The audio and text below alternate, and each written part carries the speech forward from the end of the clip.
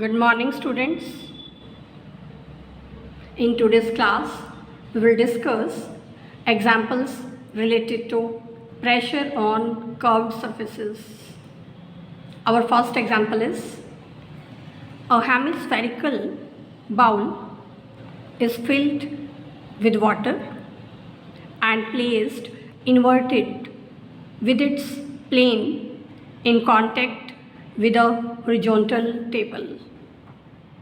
We are to prove that the resultant vertical thrust on its surface is 1/3 of the thrust on the table.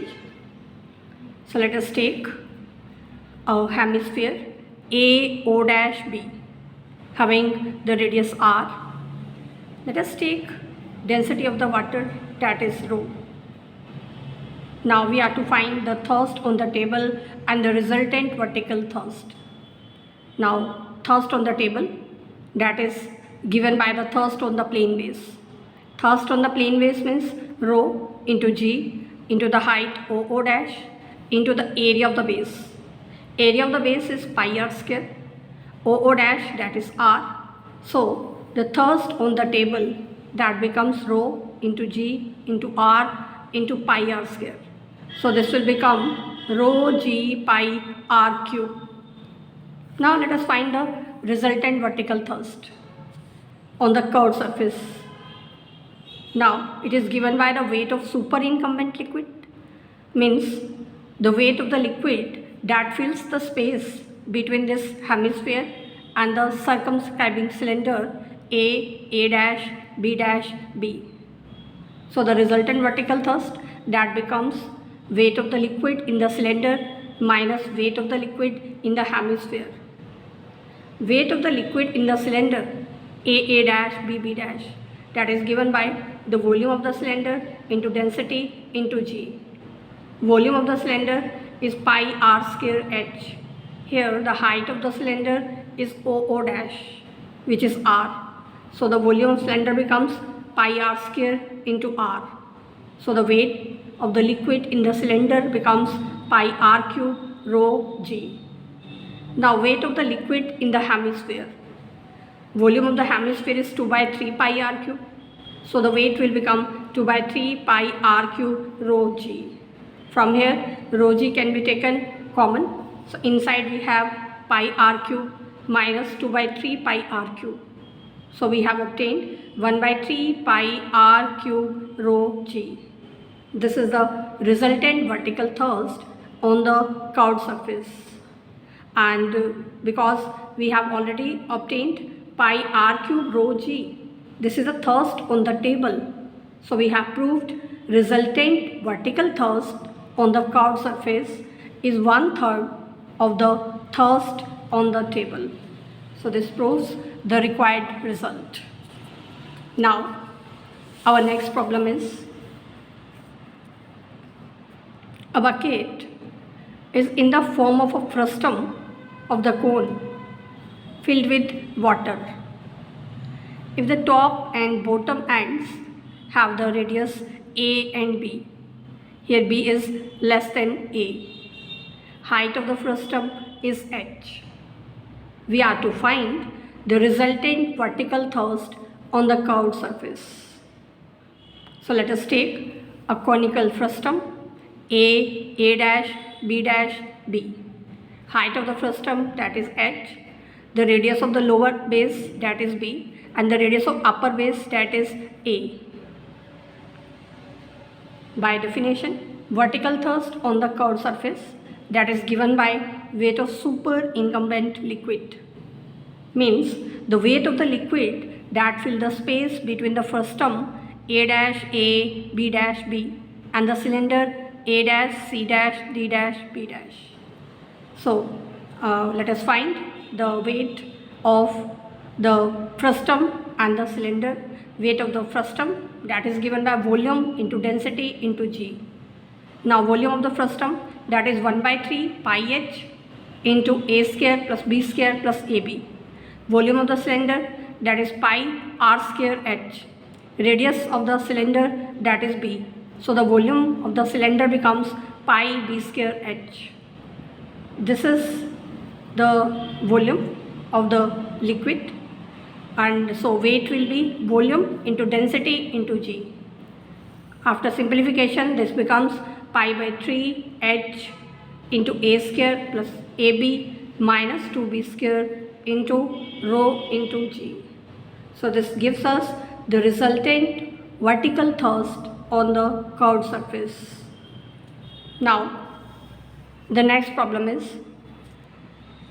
a hollow cone is placed with its vertex upward on a horizontal table, and liquid is poured in through a small hole in the vertex.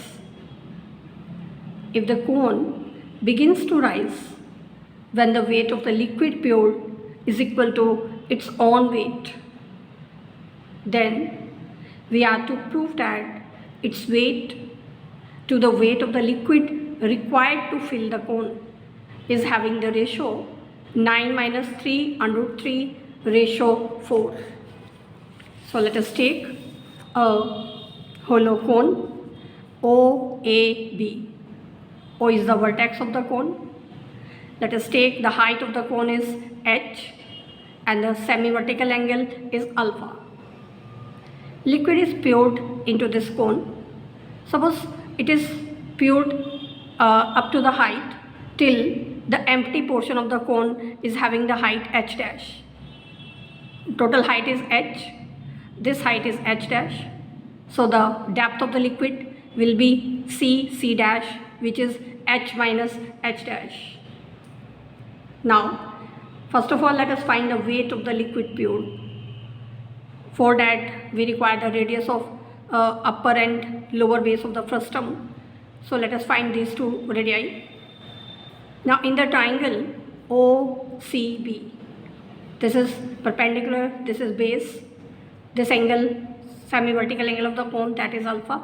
So from this triangle, BC upon OC, that is equal to tangent alpha. OC is the height of the cone, which is h. So BC is equal to h tangent alpha. In this triangle OC dash E, again perpendicular upon base is tangent alpha. So we get the value of C dash E, which is h dash tangent alpha. Now let us find the weight of the liquid poured in the cone. So that is given by volume of the liquid into density into G. So let us take the density of the liquid, that is rho. So the weight will become volume of the liquid into density into G. Now volume of the liquid poured, that is the volume of the cone,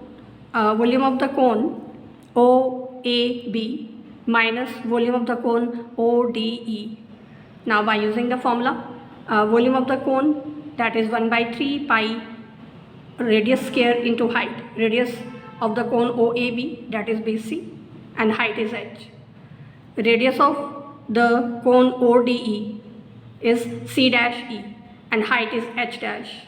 So we get the weight of the liquid poured, which is given by pi by 3 tangent square alpha into h cube minus h dash cube into rho into G. Now let us find the vertical thrust of the liquid on the curved surface. By definition, it is given by the weight of superincumbent liquid, means the weight of the liquid that fill the space between the cylinder A dash, B dash and the frustum. So the weight is given by volume into density into G. Here the required volume is volume of the cylinder minus volume of the frustum. So the weight will become volume into density into G. Now volume of cylinder A dash, B dash, that is given by pi into the square of radius, which is BC here. Height of the cylinder is h minus h dash. So the volume of the cylinder becomes pi into BC whole square into h minus h dash. Volume of frustum we have already obtained here. If we remove rho g from here, this is the volume of the frustum. So we are using from this expression the volume of frustum, which is pi by 3 10 square alpha into h cube minus h dash cube. So the vertical thrust of the liquid is given by this volume into rho into g. Now let us substitute the value of Bc, which is h tangent alpha. So the vertical thrust of the liquid on the curved surface, that becomes pi by 3 tangent square alpha into h minus h dash into rho into g into the expression 2h square minus hh dash minus h dash square. Now the cone just begins to rise when the weight of the liquid in the cone is equal to upward vertical thrust of the liquid. Now we are given in the question that weight of the cone is equal to the weight of the liquid fluid, and weight of the liquid fluid we have already obtained, which is rho g pi upon 3 into h cube minus h dash cube into tangent square alpha, and the upward vertical thrust that is already obtained, which is pi by 3 tangent square alpha into h minus h dash into rho into g into the expression 2h square minus hh dash minus h dash square. After simplifying, we get the equation 2h dash square plus 2 times h into h dash minus h square is equal to 0. So from here we can find the value of h dash, which is given by under 3 minus 1 upon 2 into h. Now because we have to find the ratio of the weight of the liquid poured in the cone and the weight of the liquid required to fill it. So let us put the two values. The weight of the liquid poured in the cone, that is rho g pi by 3 into h cube minus h dash cube into tangent square alpha. Weight of the liquid required to fill it means the weight of the cone when it is full of liquid. So that is given by volume of the full cone into density into J. Volume of the cone is 1 by 3 pi r square h. So this is 1 by 3 pi r square means h square 10 square alpha, and height is h. So the weight becomes pi by 3 h cube tangent square alpha into rho into g. So from here rho g pi by 3 and tangent square alpha, these terms are cancelled out. So we get 1 minus cube of h dash upon h. H dash upon h from here is under 3 minus 1 by 2. So putting the value here, this will become 1 minus cube of under 3 minus 1 by 2. So after simplifying this, we get the required ratio as 9 minus 3 under 3 divided by 4. So this is the required ratio.